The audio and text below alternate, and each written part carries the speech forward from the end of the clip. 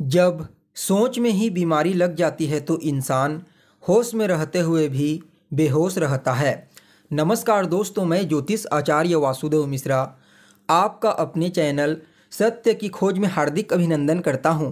दोस्तों, आज का यह ज्योतिष का कार्यक्रम आप लोगों के लिए यानी कि मीन राशि वालों के लिए बेहद ही ज़्यादा खास कार्यक्रम साबित होगा। जैसा कि आपने थंबनेल में स्पष्ट रूप से देख लिया होगा कि मकर संक्रांति के बाद हुआ बहुत बड़ा उछाल जानकर खुशी से झूम उठोगे। जी हाँ दोस्तों, गोचर कुंडली में सूर्य महाराज और देवगुरु बृहस्पति इनका चौथे दसवें का यानी कि केंद्र का संबंध बन चुका है। ज्योतिष शास्त्र में चाहे वह नवम पंचम यानी कि त्रिकोण का संबंध हो या फिर चौथे दसवें केंद्र का संबंध, अगर कोई भी दो ग्रह जो आपस में नैसर्गिक रूप से मित्र होते हैं, अगर वह नवम पंचम या फिर चौथे दसवें का संबंध बनाते हैं तो वह अत्यंत ही श्रेष्ठ और बेहतरीन परिणाम देने के लिए बाध्य हो जाते हैं। और ऐसा ही कुछ आपको अपने जीवन में देखने को मिलेगा, क्योंकि सूर्य महाराज जैसे ही मकर राशि में प्रवेश किए वैसे ही देवगुरु बृहस्पति के साथ जो वर्तमान समय में मेष राशि में गोचर कर रहे हैं, उनके साथ सूर्य का चौथे दसवें का संबंध बन चुका है। और ये दोनों ग्रह गुरु और सूर्य आपस में नैसर्गिक रूप से मित्र होते हैं। परिणाम स्वरूप अभी जो गोचर में यह कॉम्बिनेशन बना है चौथे दसवें का केंद्र का, आप सभी के लिए अत्यंत ही श्रेष्ठ परिणाम प्रदायक साबित होगा। तो ऐसे में दोस्तों, आज का यह कार्यक्रम आप सभी मीन राशि वालों के लिए अत्यंत ही श्रेष्ठ साबित होने वाला है। जानने का प्रयास करेंगे कि किस प्रकार से गुरु और सूर्य आपस में चौथे दसवें का संबंध बना करके आपके जीवन को प्रभावित करेंगे, किन किन क्षेत्रों में आपको इस समय विशेष तौर पर लाभ की प्राप्ति होगी और किन किन बातों का ध्यान रखना है। साथ ही साथ गुरु और सूर्य के इस कॉम्बिनेशन के प्रभाव को और ज़्यादा बेहतर और श्रेष्ठ परिणाम देने वाला बनाने के लिए क्या उपाय आपको करना चाहिए, ये तमाम प्रकार की जानकारी आज के इस कार्यक्रम में आपको बताएंगे। इसलिए कार्यक्रम को अंत तक देखिए। और अगर आप अपनी जन्म कुंडली पर हमसे परामर्श लेना चाहते हैं तो डिस्क्रिप्शन बॉक्स में और वीडियो के अंदर आपको व्हाट्सएप नंबर मिल जाएगा, जहां से आप व्हाट्सएप करके अपनी जन्म कुंडली का विस्तार पूर्वक अध्ययन करवा सकते हैं। तो दोस्तों देखिए, वैसे तो सूर्य महाराज हर 30 दिन में अपना राशि परिवर्तन कर लेते हैं, इसलिए एक साल में कम से कम 4 या 5 बार तो गुरु और सूर्य आपस में केंद्रगत संबंध बना ही लेते हैं। लेकिन दोस्तों, जब सूर्य मकर राशि में होते हैं और शनिदेव की स्थिति बेहतरीन होती है, कहीं ना कहीं गुरु के साथ अगर सूर्य का केंद्रगत संबंध बन जाता है तो यह अन्य कॉम्बिनेशनों की तुलना में और ज़्यादा श्रेष्ठ और बेहतरीन परिणाम देने के लिए बाध्य हो जाता है। इसलिए हर चीज़ को समझने का प्रयास कीजिए, क्योंकि गोचर कुंडली का यह कॉम्बिनेशन भले ही थोड़ा समय के लिए बना है, लेकिन आपको अद्भुत और बेहतरीन परिणाम प्रदायक साबित होगा। तो सबसे पहले गुरु को समझते हैं, क्योंकि इस कॉम्बिनेशन में बड़ी भूमिका गुरु की होगी। तो देखिए, देवगुरु बृहस्पति अभी आपकी कुंडली में आपकी राशि से दूसरे भाव में गोचर कर रहे हैं और सूर्य की स्थिति आपकी कुंडली के लाभ भाव में, यानी कि आप समझ सकते हैं कि दूसरा स्थान धन का और 11वां स्थान आपकी आय का। तो गुरु और सूर्य ये जो आपस में चौथे दसवें का संबंध बनाए हैं, इसे आपके लिए महाधनी योग कहा जा सकता है।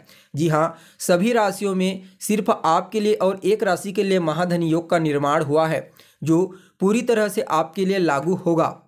यहाँ पर गुरु का प्रभाव आपके दूसरे भाव पर तो रहेगा ही रहेगा, साथ ही साथ छठे भाव पर और आपके दसम स्थान पर इनका प्रभाव देखने को मिलेगा। और सूर्य का प्रभाव आपके 11वें और पंचम भाव के ऊपर देखने को मिलेगा।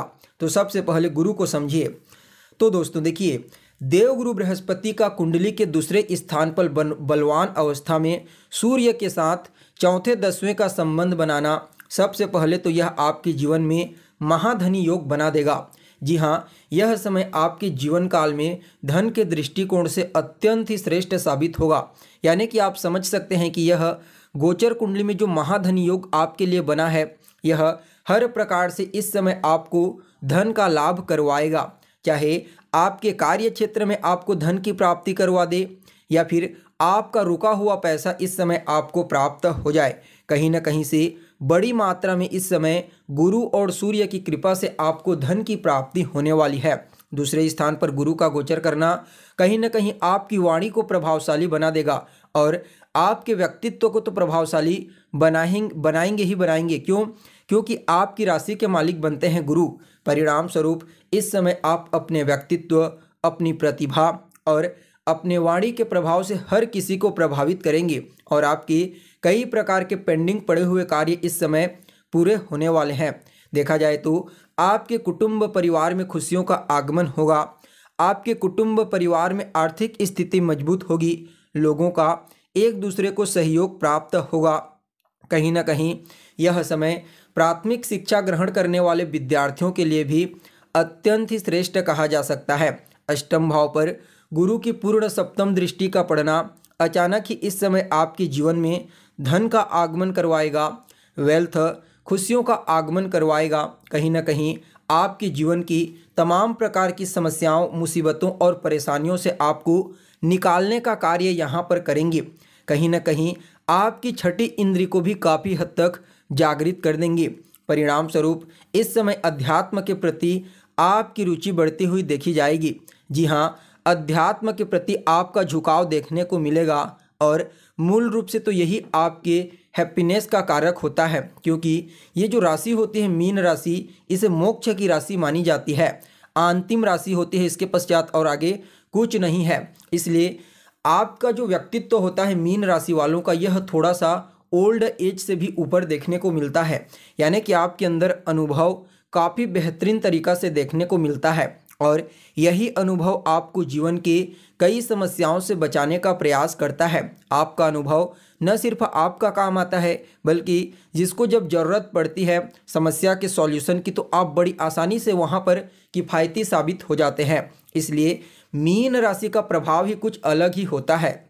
देखा जाए तो यह जो समय साबित होगा, कहीं ना कहीं आपके कर्म क्षेत्र, जहाँ आपके कार्य क्षेत्र में बड़ा परिवर्तन करेगा। जो भी समस्याएं परेशानी आ रही थी करियर को लेकर के, समझ जाइए गुरु और सूर्य की कृपा से वह समस्या आपकी दूर होने वाली है। चाहे आप प्राइवेट सेक्टर में कार्य करते हैं या फिर गवर्नमेंट सेक्टर में कार्य करते हैं, हर सेक्टर में आपको इस समय गुरु और सूर्य की कृपा से सफलता और ज़बरदस्त लाभ की प्राप्ति होगी। जो जातक लंबे समय से गवर्नमेंट जॉब के लिए प्रयत्नशील हैं, उन्हें भी इस समय कोई गुड न्यूज़ की प्राप्ति होने का योग बना हुआ है, जिससे उनके मन में प्रसन्नता की भावना देखने को मिलेगी। यहाँ पर सूर्य महाराज आपकी कुंडली के 11वें स्थान में रहेंगे। परिणाम स्वरूप आपके जीवन में लाभ के सभी रास्तों को खोल देंगे। यहाँ पर अगर आपकी कोई इच्छा है तो समझ जाइए गुरु और सूर्य की कृपा से आपकी वह इच्छा इस समय पूरी होने वाली है। साथ ही साथ आपके बड़े भाई बहनों के साथ तालमेल बेहतर होंगे। आपके बड़े भाई बहनों को करियर के क्षेत्र में विशेष तौर पर सफलता की प्राप्ति होगी। और यह जो एकादश स्थान होता है, यह छठे से छठा होता है। परिणाम स्वरूप रोग, ऋण, शत्रु, इन तीनों चीज़ों से भी इस समय आपको गुरु और सूर्य बचाने का प्रयास करेंगे। कहीं ना कहीं यह समय आपके संतान के करियर को लेकर के भी जो परेशानी आपके मन में अभी तक चल रही थी, वह परेशानी दूर होगी।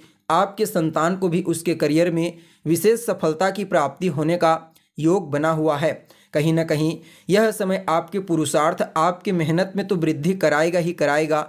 जब आप पुरुषार्थ करेंगे तो पूर्व का पुण्य आपका जागृत हो जाएगा और कम मेहनत में ही आपको इस समय सफलता की प्राप्ति होगी। देखिए, पंचम स्थान आपकी शिक्षा का भी होता है, तो ऐसे में जो मीन राशि के विद्यार्थी हैं उनके लिए भी इस कॉम्बिनेशन को अत्यंत ही श्रेष्ठ कहा जा सकता है।